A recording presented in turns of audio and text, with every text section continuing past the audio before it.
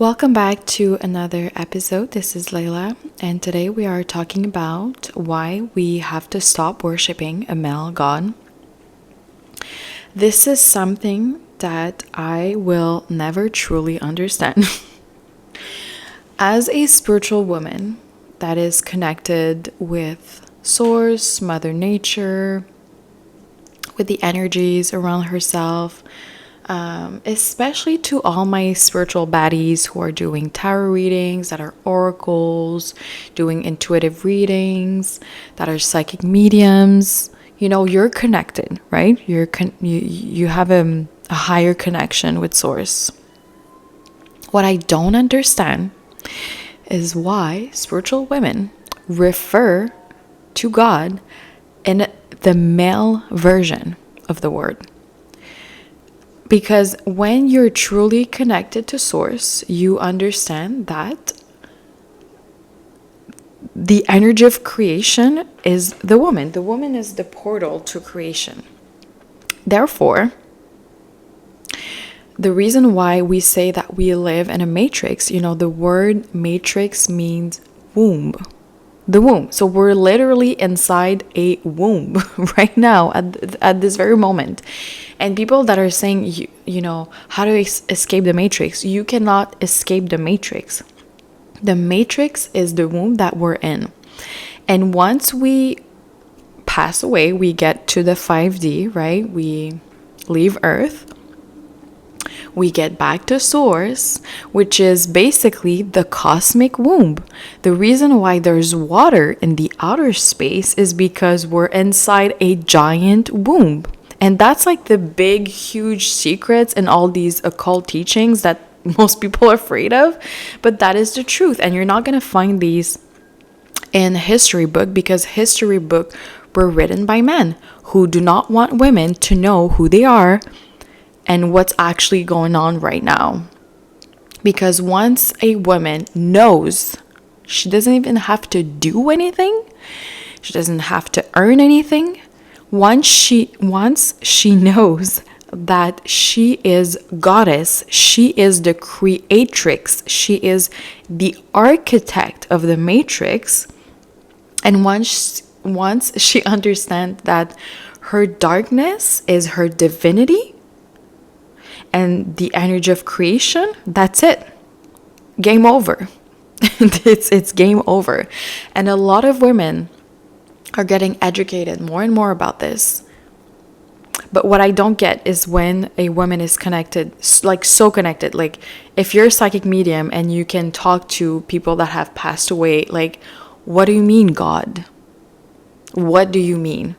And the only way that I can understand this, and I'm trying to be open-minded, is that there has been so much violence against women, so much violence against darkness, like the word darkness, right? The propaganda, the whole slavery period of time was all about melanin. They were basically attacking and enslaving people with melanin, because the more melanin you have, the more godlike you are, the more connected to Source you are.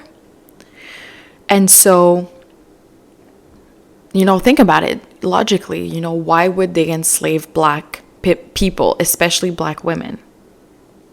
Why would they enslave someone that's not powerful? Of course they enslave these women because black women used to rule this freaking planet.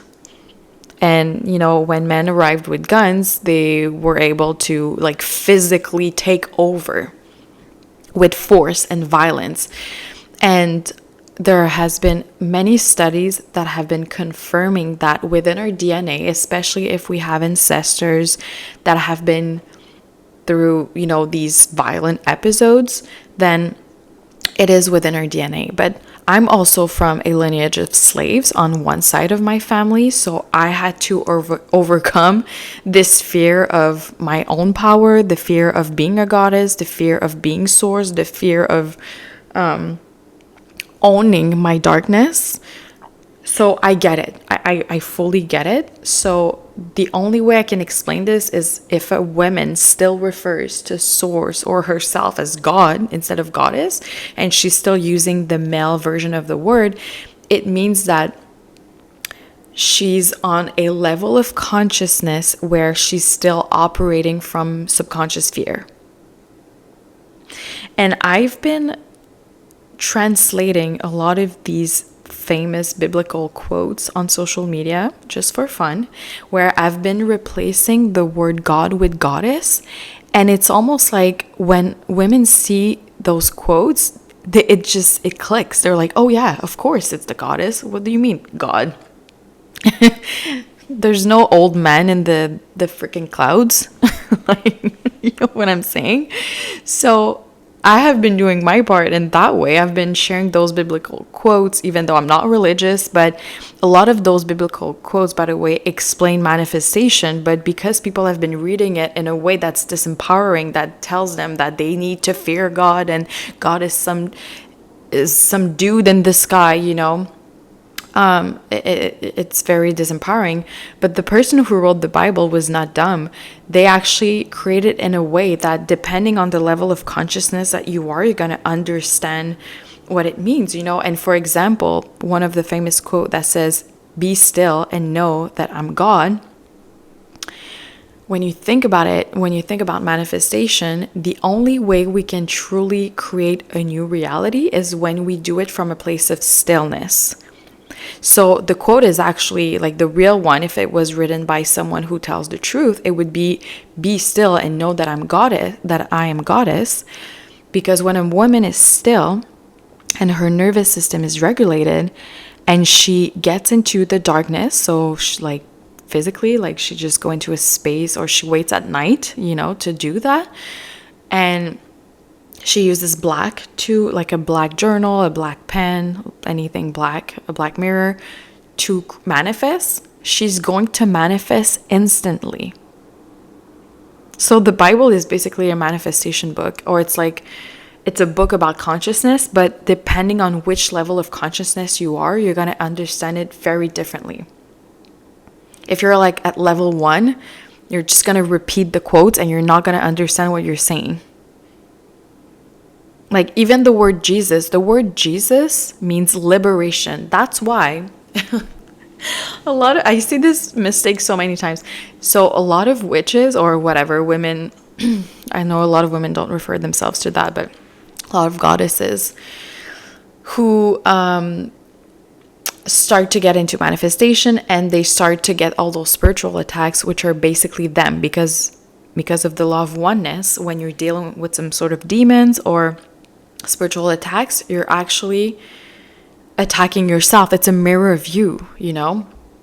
And so what happens when someone says, you know, oh, Jesus saved me, or in the name of Jesus I was saved, they're saying, because Jesus means the word, like if you look at the origins of the word means liberation. So you're basically using your free will to liberate yourself from the 3D illusion. That's what it is. And the only reason I know that is that I had an encounter a few years ago with Archangel Michael, and I was shocked because I did not grow up religious. I've never read the Bible, and I was like, what the fuck is that? Like, I was so confused because I thought angels were not real.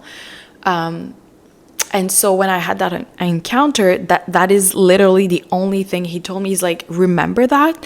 He's like, whenever you're facing a demon or like a spiritual attack, he's like, you're very psychic, so you're gonna feel them, you're gonna see them, right? Whenever you're confronted with those situations, just say out loud, in the name of Jesus, and that's it. You're gonna be liberated from the illusion, the 3D illusion, because that's what it is. When you're being spiritually attacked, or you have demons or people attacking you, whatever it is, you're the one creating it. So when you use the word Jesus, you liberate yourself. You're basically saying out loud, I am liberated from the illusion. That's what it means when you say in the name of Jesus. That's why when people are like, Jesus saved me, well, yes and no. It's not some dude somewhere. Like, you use the word Jesus, which means liberation. So you've liberated yourself because you are a goddess. You've did it. You've done it. But when you're on level 1, you just don't understand. You don't decode words. And so you think everything is happening to you. You think everything is external. You don't understand the law of one. You don't understand your own divinity, your own power. You give it away actually to people, institutions, and religions. So that's level 1. There are 7 levels. Obviously, the 7th level, which is all the different chakras, when you get to the knowing part, you know you are a goddess. All right. Yeah, I could talk about this for like hours, but I'm going to stop here. But let me know if you have any more questions, if you want me to do more decoding like series for, all the different words and expressions that we use sometimes, or that people use and they don't really know what it means. And then we can get to the bottom of things, right?